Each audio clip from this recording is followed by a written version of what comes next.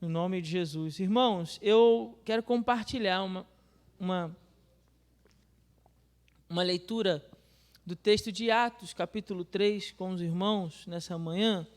Atos, o capítulo 3. Atos 3, nós vamos ler do 1 ao 10.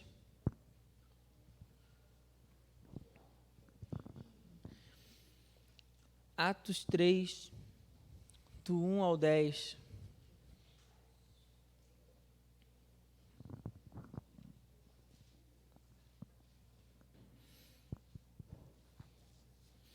Atos 3, a partir do verso 1, diz assim a palavra do Senhor. Pedro e João subiam ao templo na hora da oração, a 9. E aconteceu que um homem, aleijado de nascença, estava sendo carregado para a porta do templo, chamada Formosa. Todos os dias o punham ali para pedir esmolas aos que entravam. Quando viu Pedro e João que iam entrando no templo, pediu-lhes uma esmola. Fixando nele o olhar, Pedro, acompanhado de João, disse: olha para nós. E ele ficou olhando atentamente para eles, esperando receber alguma coisa. Então Pedro lhe disse: não tenho prata e nem ouro, mas o que tenho, isso te dou. Em nome de Jesus Cristo, o Nazareno, anda. E ele, pegando-o pela mão direita, levantou. Imediatamente, os pés e tornozelos do homem se firmaram. E ele, dando um salto, colocou-se em pé. Então começou a andar e entrou com eles no templo, andando, saltando e louvando a Deus. E todo o povo viu andando e louvando a Deus e reconheceu-o como o mesmo que se sentava pedindo esmolas à porta formosa do templo. Assim, diante desse acontecimento, todos ficaram cheios de espanto e assombro. Amém? Pai querido, obrigado por essa tua palavra, Senhor, que lemos neste dia. Pai, pedimos que no nome de Jesus, teu Espírito Santo nos traga entendimento e compreensão da tua palavra. Fala conosco, Senhor, nessa manhã, como o Senhor já tem falado, por meio do estudo da palavra, por meio das canções, da oração, por meio, ó Deus, agora da leitura da tua palavra, queremos meditar sobre ela. Fala conosco, Senhor, precisamos ouvir a tua voz. Abençoa-nos nessa manhã com uma porção da Tua Palavra. Nós oramos e te pedimos assim, com perdão dos nossos pecados, e em nome de Jesus. Amém. Os irmãos podem se assentar, mas mantenha, por favor, a sua Bíblia aberta. Irmãos, eu já estive nesse texto aqui com os irmãos aqui na igreja há algum tempo atrás, né? Na verdade, bastante tempo atrás, compartilhando com os irmãos uma palavra acerca desse texto. E eu decidi, né, não trazer o que eu tinha anotado anteriormente e voltar nesse texto, porque esse final de semana, né, aconteceu um episódio, uma pessoa me pediu um conselho e ela tem um problema e ela me pediu o que eu achava daquele problema, como ela poderia ficar livre daquele problema. E eu disse uma coisa para ela muito importante, e isso me fez lembrar desse texto depois. Eu disse para ela que ela não precisava daquilo que ela achava que precisava. O que ela realmente precisava era de Jesus. Ela achava que precisava que Deus a livrasse de uma determinada situação, só que circunstancial. Mas o que nós realmente precisamos é de Jesus. E quando eu olho para esse texto, eu vejo assim muito claramente nesse texto, para mim, duas mensagens. Duas mensagens, como se fossem duas pregações, vamos dizer assim. Uma seria uma pregação para a igreja, e a outra seria uma pregação para aquele homem. Um seria o olhar de Pedro e João sobre aquele homem, um aleijado de nascença. E o outro olhar seria o olhar daquele homem para Pedro e João. E essas duas palavras tocam muito meu coração, porque para mim as duas têm uma importância e um significado muito profundo. O primeiro, porque a igreja, no poder e na autoridade de Jesus, aqui na pessoa dos primeiros discípulos, né, Pedro e João, vão começar a manifestar a autoridade que receberam do próprio Cristo. Então a igreja, quando a gente fala dos Atos dos Apóstolos, né, nós poderíamos chamar de Atos do Espírito Santo por meio dos apóstolos ou por meio da igreja, em todo o livro. Então nós estamos vendo a manifestação do poder de Deus através da vida daqueles homens. E aqui nesse momento nós vemos a igreja representada em Pedro e João, que vão ao templo. A igreja que vai buscar comunhão, intimidade com Deus. Então a igreja vai a Deus e vai buscar a Deus, e Deus vai se manifestar à igreja, amém ou não? Não é assim que acontece? A gente está vendo isso nesse texto. A igreja vai ao templo e ela vai buscar a Deus, e Deus responde com poder. Porque a Bíblia assim nos diz, que nós clamamos ao Senhor, nós oramos, nós buscamos, e Deus responde orações. Nós cremos nisso. Então Deus manifesta a sua glória. E aqui também tem um outro detalhe importante, aqui especial, que não dá para passar hoje aqui sem falar disso também, que é o fato de no versículo 2, o texto mencionar que este homem que está ali na porta do templo pedindo esmolas, ele é um homem aleijado de nascença. Isso é um detalhe importante.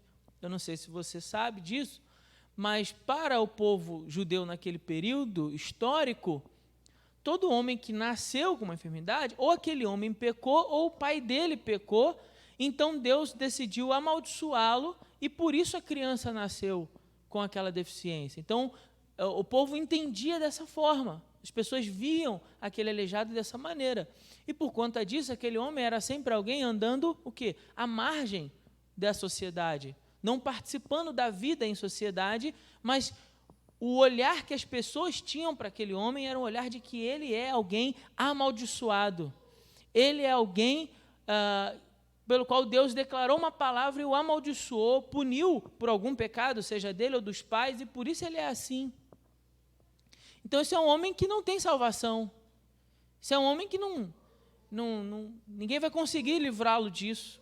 O próprio Deus o amaldiçoou. Somente o próprio Deus poderia fazer o quê? Retirar tal maldição.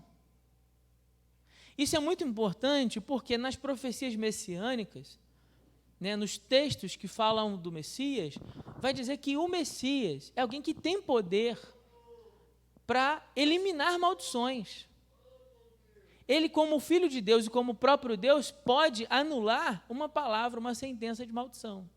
Só que nesse momento que nós estamos lendo aqui no texto, Jesus já foi assunto aos céus. Então agora nós temos o quê? O derramar da sua presença através do Espírito Santo na igreja, conferindo à igreja o quê? Poder e autoridade. Então Jesus vai derramar sobre a igreja, pela sua igreja, a autoridade do seu poder. Guarde isso. Preste bem atenção nisso. Jesus derramou sobre a igreja. Jesus não derramou sobre alguns de nós, Jesus derramou sobre todos nós, amém? Nós somos ungidos do Senhor, porque a unção que estava sobre Cristo Jesus, que esse é o ungido, é daí que vem a palavra Cristóis, Cristo é o ungido, a unção que estava sobre Cristo agora é derramada sobre a igreja de Deus, amém? Então, se agora nós recebemos dessa mesma unção e dessa mesma autoridade que foi depositada por Cristo e que Cristo delegou à sua igreja, aos seus apóstolos, dizendo, olha, vocês vão pregar o evangelho e vocês vão orar pelos enfermos, vocês vão orar pelos doentes. Se Cristo delegou essa autoridade já é nossa, ela não é algo que a igreja...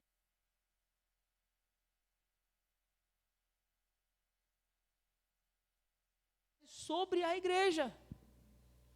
Às vezes a gente se esquece um pouco desse negócio, mas veja como é que esse texto precisa ter duas mensagens, dois olhares. O olhar da igreja para aquele que é tido como amaldiçoado, aquele que é tido alguém sobre o qual não há salvação, não há esperança. Mas também um olhar daquele homem para a igreja, que espera receber deles atentamente alguma coisa, como diz o versículo 5. E ficou olhando atentamente para eles esperando receber alguma coisa.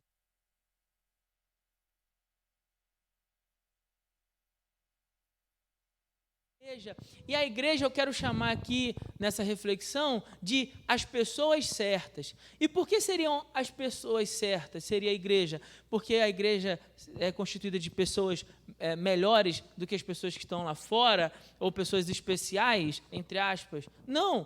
Por quê? Porque são as pessoas pelas quais Cristo derramou a sua autoridade, o seu Espírito. O que nos faz, nesse caso, as pessoas que eu vou chamar de pessoas certas, é pelo fato de que Cristo morreu naquela cruz e nos lavou dos nossos pecados. E derramou sobre nós uma porção do seu Santo Espírito. E confiou sobre nós a autoridade do próprio Cristo sobre nós. Por isso. Então, a gente olha para esse texto e diz assim, Pedro e João, pessoas certas. Pessoas certas em que lugar? No lugar certo. Veja que eles vão no templo. O texto vai dizer, eles foram ao templo na hora da oração, na hora nona. Às 15 horas, essa hora nona, né, às 6 horas ao meio-dia, às 9 horas, a hora nona seriam às 15 horas da tarde. Então, às 3 horas da tarde, eles estão reunidos para orar. Para fazer o quê? Para buscar Deus. E nós cremos nisso. Nós somos um povo que crê que quando nós nos reunimos como igreja e nós oramos, Deus derrama sobre nós a sua vida e a sua bênção, não é isso? Que diz lá Salmo 133, quão bom consoado é que os irmãos vivem em união, é como o óleo que desce sobre a cabeça, sobre a barba de Arão, sobre a orla do seu vestido. Ali é o lugar onde o Senhor ordena o quê? A sua bênção e a vida para sempre, na comunhão entre os irmãos. Então, nós acreditamos que o templo passa a ser o lugar certo, não porque as paredes sejam especiais, assim como as pessoas não são especiais, as paredes não são especiais, mas o que faz deste lugar o lugar certo? Porque é o lugar onde nós decidimos nos reunir para buscar Deus. Amém? Estamos juntos até aqui? Tenha um pouquinho de paciência comigo, que eu ainda estou construindo um raciocínio, a gente vai chegar lá juntos.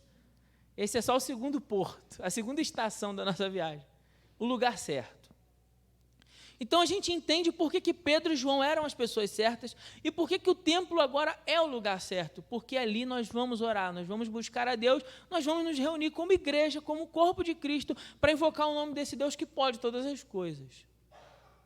E não só isso, eles não estão apenas no lugar certo, eles chegaram na hora certa.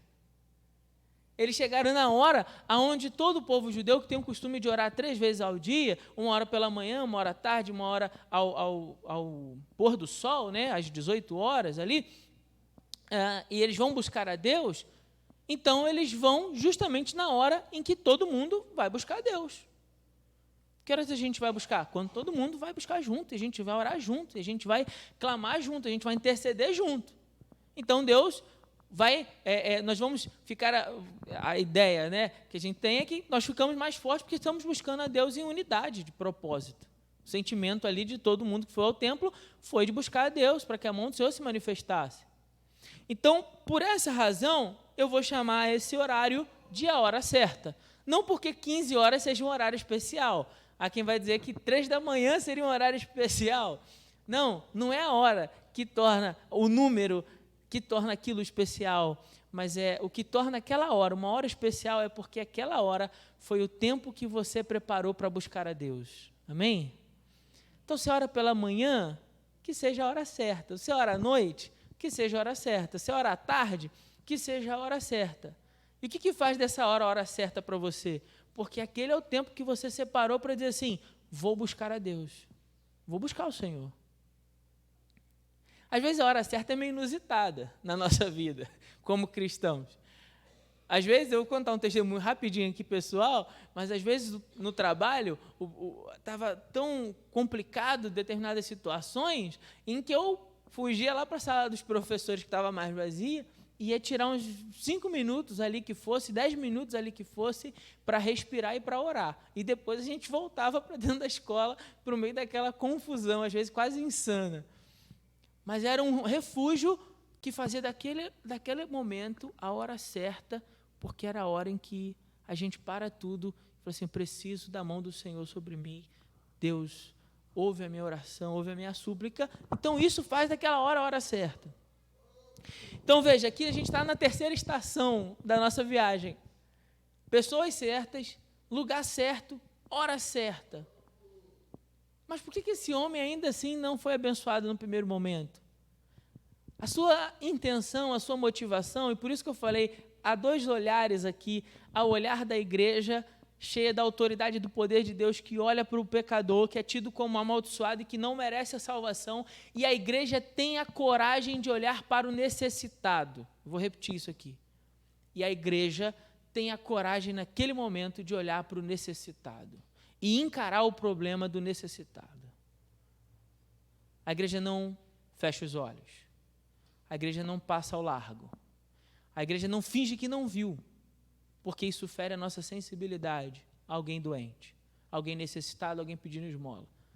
Então, a gente acaba no mundo seguindo um fluxo que se acostumou a fingir que não vê as necessidades e as demandas desse tempo, como se elas não fossem nossa responsabilidade. Bom, o texto não diz isso para nós, não. Você pode dar um triplo mortal carpado para acreditar diferente disso aí, mas o que a igreja mostra para nós, o que a palavra de Deus mostra para nós é que Pedro e Tiago, cheios de Deus, têm a coragem de olhar para o necessitado. Eles podem até não ter o ouro e a prata para resolver o problema dele financeiro, mas ela tem a coragem de olhar para ele e oferecer a ele o que a igreja tem. E a igreja tem o poder de Deus. A igreja tem nas suas mãos aquilo que pode resolver o problema do mundo. A igreja tem nas suas mãos. A igreja não precisa adquirir. A igreja não precisa que uma autoridade humana a conceda isso. Isso já foi concedido por nós na cruz. Isso já está em nós. E não em alguns de nós, mas em todos nós. O reino de Deus dentro de cada um de nós. O que nos torna pessoas extremamente poderosas nesse tempo. Por quê? Porque nós possuímos a autoridade do poder que vem no nome de Jesus para dizer ao necessitado que há esperança para ele em Cristo Jesus. E a igreja precisa ter, primeiro, essa coragem de olhar para o necessitado, porque o necessitado está ali. Ele está, olha só, ele está perto das pessoas certas, Pedro e João. Poxa, Pedro e João viram os milagres de Jesus. Pedro e João testemunharam o poder de Jesus. Então, se tinha alguém que, nossa, mãe, acertou em cheio para passar naquela hora, era Pedro e João. Concordam comigo? Amém? Quem estava ali mais do lado de Jesus durante o seu ministério vendo os milagres? Pedro e João. Então, ó, certinho. Esse é o cara. No lugar certo, no templo. As pessoas estão indo buscar Deus. Esse aleijado, ele está aqui no templo porque ele tem uma estratégia, né? Tem uma estratégia aqui. Porque no judaísmo é um sinal de celebrar a justiça, o dar esmola. Então, as pessoas estão indo para o templo, são pessoas piedosas, que o aleijado inteligentemente faz? Vou ficar ali, porque ali o pessoal já está com o coração amolecido. Eles não vão fingir. Se eu tivesse parado, né? Entre aspas aqui, lá na Central do Brasil, talvez ninguém olhasse para mim. Mas na porta do templo, alguém vai olhar para mim. Não é isso? Alguém vai olhar. Não é possível que no meio das pessoas que estão indo no templo, ninguém vai olhar para mim. E se olhar, vão me dar esmola. Então, há uma estratégia aqui para receber isso. E ele está lá e é a hora certinha, a hora que todo mundo vai chegar para orar a Deus, a hora é perfeita. Mas a Bíblia vai dizer que quando ele viu Pedro e João, que iam entrando pelo templo, eles pediu-lhes uma esmola. Pediu uma esmola, porque o mundo pecador não entende o que de fato precisa. E eu vou provocar você agora. Nós não entendemos o que realmente precisamos.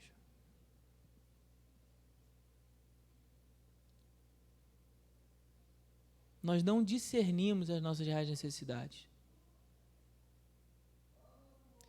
Então, quando eu olho para aquele homem, eu também me vejo. Eu não sei se você se vê, mas eu também, quando olho para aquele homem e vejo ele no meio das pessoas certas, da hora certa, no lugar certo, mas pedindo a coisa errada, isso me faz compreender que talvez eu tenha vindo ao lugar certo, no meio de vocês, as pessoas certas, na hora certa, e talvez esteja diante de Deus pedindo a coisa errada.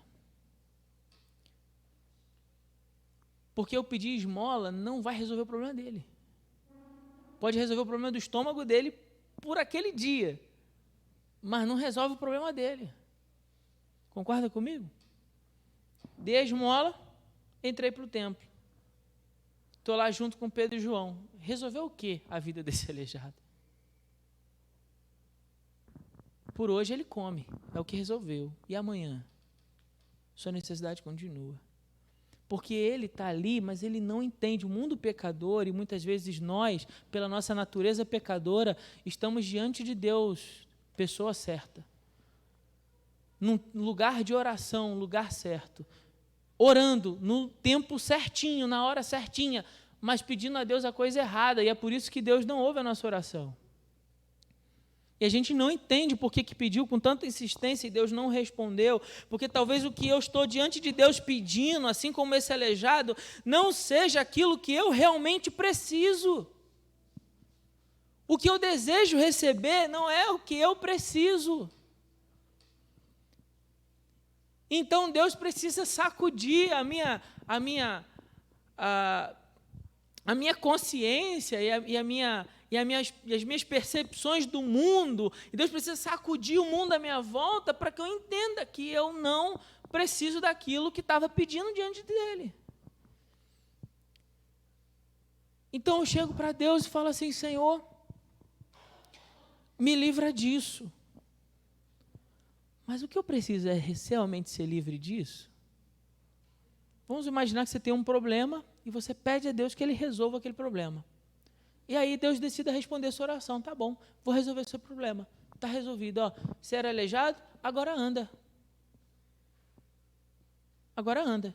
Você era aleijado de nascença? Era. Tá bom, anda. Ele vai andar. A minha pergunta é, para onde ele vai? Para onde ele vai? Esse homem precisava receber algo que fosse além da prata e do ouro. Ele precisava receber algo que fosse poder de Deus para transformar a vida dele. Então, às vezes, nós estamos diante de Deus pedindo algo, mas o que Deus tem a nos oferecer é do seu poder para transformar a nossa vida de fato, de verdade, e transformar as nossas percepções, para que eu entenda que pode ser que eu tenha necessidade de muita coisa nesse mundo, e é verdade, eu preciso, quero e gostaria de ter, mas mais do que todas as coisas, eu preciso de Jesus. Mas nem sempre eu entendo isso. Então, por muitas vezes, eu estou na beira do templo, no lugar certo, na hora certa, com as pessoas certas, pedindo aquilo que não pode satisfazer a minha alma, não pode vivificar o meu espírito. E então Deus precisa me levar a um momento em que eu tenha as minhas ideias realinhadas, as minhas percepções reorganizadas, e existe um verdadeiro choque de ordem para que eu possa compreender. Ô Felipe, você está enganado, meu filho. Você está achando que você precisa de algo que você não precisa, enquanto tem uma coisa que pode mudar a sua vida e você não está enxergando isso. Aquele homem não estava diante do templo todos os dias, como punham ali. E todos os dias no tempo da oração, ele não está ali para orar e para buscar aquele que pode resolver seus problemas. Ele está ali para buscar aquilo que pode resolver o seu estômago, sua fome. Ele precisou de um homem de Deus que dissesse para ele talvez a frase mais decepcionante para alguém que está pedindo esmola. A frase mais decepcionante é o versículo 6. Não tenho prata e nem ouro. Pronto. Acabou com o homem, vai. O homem está ali para pedir esmola. Aí vira os dois, para. Opa, peraí, que agora eu vou comer. Ele ficou atentamente esperando receber alguma coisa. E aí, o que você vai fazer por mim? Não tenho prata e nem ouro, não. Estou duro, não tem dinheiro nenhum. Nossa, aí você está de brincadeira comigo. Mas ele fala assim, olha, mas eu tenho uma coisa. Eu tenho uma coisa, e isso eu vou te dar. Não vou te cobrar nada. Não vou pedir nada em troca. Eu quero oferecer isso para você de graça. Por isso que eu falei que aqui são duas mensagens. Porque aqui para mim fica muito claramente a igreja que oferece a mão ao necessitado sem exigir nada em troca. Olha, eu tenho uma coisa, não é ouro, não é bem prata, mas eu tenho algo para te dar e eu vou te dar de graça. Eu não vou pedir que você venha para a minha igreja em troca disso. Eu só quero fazer isso por você, porque acredito que é assim que o meu Senhor vai ficar feliz e vai se agradar. Então, o que eu tenho, que pode parecer pouco para o mundo, mas é muito para a minha existência pessoal, eu te dou em nome de Jesus. Anda. Anda. O que eu tenho? Eu tenho o poder de Deus, eu tenho fé em Deus, eu tenho a autoridade de Cristo sobre a minha vida. Eu não estou fazendo isso em meu nome, assim como a igreja não faz isso em nome dela mesma, mas ela faz em nome de Cristo, reivindicando a autoridade que está sobre Cristo e que foi derramada sobre nós, a igreja. E a igreja se apropria dessa autoridade e oferece ao necessitado. Eu tenho para te dar uma palavra que pode transformar a sua vida. Há esperança em Cristo Jesus, há salvação em Cristo Jesus, há uma cura para a tua miséria, não apenas física, mas para a tua miséria existencial, de maneira que eu tenho algo que pode alimentar você, não apenas com o pão que perece, que alimenta o seu estômago, mas com o pão que não perece, que vai te dar vida eterna. Eu tenho para você uma água que não vai apenas matar a sua sede, mas vai matar a sede que você tem na alma. Isso pode transformar a sua vida para sempre. Eu tenho isso para você e eu te dou de graça. Não te peço nada em troca. É gratuito. Irmãos, em nome de Jesus, talvez nós como igreja estemos retendo isso. Em nome de não poder dar alguma outra coisa, nós estamos retendo aquilo que nós poderíamos dar. Você percebe isso? Talvez você não tenha entendido, eu vou te explicar de novo. Talvez eu gostaria de dar para esse homem uma condição de vida melhor, mas isso talvez não esteja nas minhas mãos. Mas o que eu posso oferecer para ele? Eu posso oferecer para ele uma mensagem de salvação, de graça e de transformação. Isso está em minhas mãos oferecer. Mas será que eu não estou retendo esse negócio? Então dê. De graça você recebeu, de graça você agora deve dar. Porque para algumas pessoas esse é o maior tesouro que elas precisam. Talvez aquele homem não voltasse a andar. Já pensou nessa possibilidade?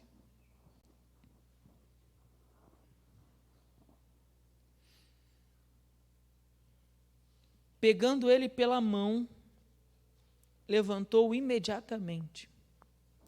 Aqui existe uma troca de olhares, é por isso que eu falei isso com vocês. Olha, fixando nele o olhar, Pedro, acompanhado de João, disse, olha para nós, porque algumas dessas pessoas, irmãos, estão vivendo em condições de miséria existencial há tanto tempo que elas não têm coragem de olhar para outras pessoas nos olhos. Algumas pessoas estão vivendo em pecado há tanto tempo, se sentem amaldiçoados há tanto tempo, que não têm coragem de olhar para as pessoas nos olhos. A dignidade humana, a dignidade da pessoa humana, já tinha sido roubada desse homem. A ponto de ele não conseguir olhar outro ser humano nos olhos, a ponto dele se sentir menor do que as pessoas, como alguém que não merecesse, como alguém que não é digno, como alguém que não é alguém como eu e você, que refletimos a imagem de Deus. Sabe de onde vem a ideia de dignidade humana? Dignidade da pessoa humana? Vem do fato de que toda criatura, todo homem e mulher foi criado à imagem e semelhança do próprio Deus. Por isso que todo homem e mulher precisa ser tratado com dignidade, porque ele reflete Deus. Ele pode não ter consciência disso, mas ele é alguém que foi criado pelo Senhor. Então, por isso, a igreja precisa olhar para esse homem e falar assim, oi, sabe que você está aí abatido, olhando para baixo, achando que a vida é só isso, achando que não tem mais nada para você. Você precisa olhar para nós, e a igreja olhar para esse homem e dizer assim, olha, não, ainda existe algo para você que é mais precioso do que o ouro, que é mais precioso do que a prata, e que você pode receber isso gratuitamente, você não vai comprar isso, eu vou te dar isso de graça. Ó, então ele fica atentamente querendo receber alguma coisa, assim como o mundo, e abra um parênteses para dizer, assim como a cidade de Congonhas está olhando para nós, igreja do Senhor Jesus em Congonhas, atentamente esperando receber alguma coisa. As pessoas estão olhando para você, esperando receber de você alguma coisa. O que elas têm? O que elas irão receber? Elas olham para você, esperam receber alguma coisa. O que elas vão receber? Elas olham para você e esperam receber alguma coisa. O que elas irão receber? Ele olha e oferece aquilo que tem e aquilo que pode mudar a vida daquele homem. Amados, nós como igreja precisamos aprender a discernir o que é que eu realmente estou precisando. Isso é o que esse homem aleijado me ensina de uma forma muito profunda e que me toca muito o coração. Eu preciso aprender a discernir, porque senão eu posso passar tempo diante de Deus, no lugar certo, com as pessoas certas, e pedir a Deus a coisa errada. Estou jogando tempo fora, estou jogando vida fora, porque eu não percebi o que eu realmente estou precisando. Isso é o que esse homem me ensina. Mas o que Pedro e João me ensinam é que, como igreja, eu tenho sobre mim uma autoridade e também uma responsabilidade. E eu tenho que ter a coragem de olhar para alguém que precisa e dizer para ela: você precisa de Jesus. Você acha que você precisa disso, mas na verdade o que você precisa não é disso. Deixa eu te dizer uma coisa, você precisa de Jesus. E muitas vezes a gente é covarde. A gente se acovarda e não fala.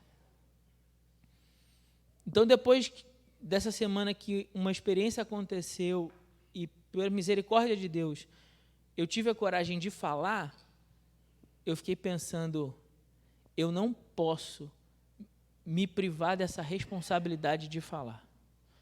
Eu não posso ficar e ceder às vezes em que eu me acovardo e não falo. Isso não pode acontecer, eu tenho que ter essa coragem. Eu tenho que ter essa coragem que teve Pedro e João, de não fingir que não está vendo o problema, passar ao largo.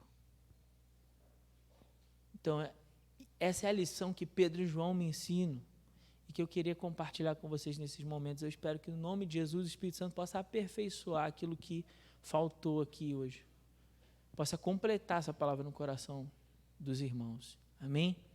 Que Deus nos abençoe. Nós vamos cantar. É possível a gente cantar um hino? Eu sei que eu vou pegar você de prevenido. Para a gente fazer um momento ofertório. Eu vou pegar o Ministério de Louvor de surpresa. Mas dá uma ajuda para nós.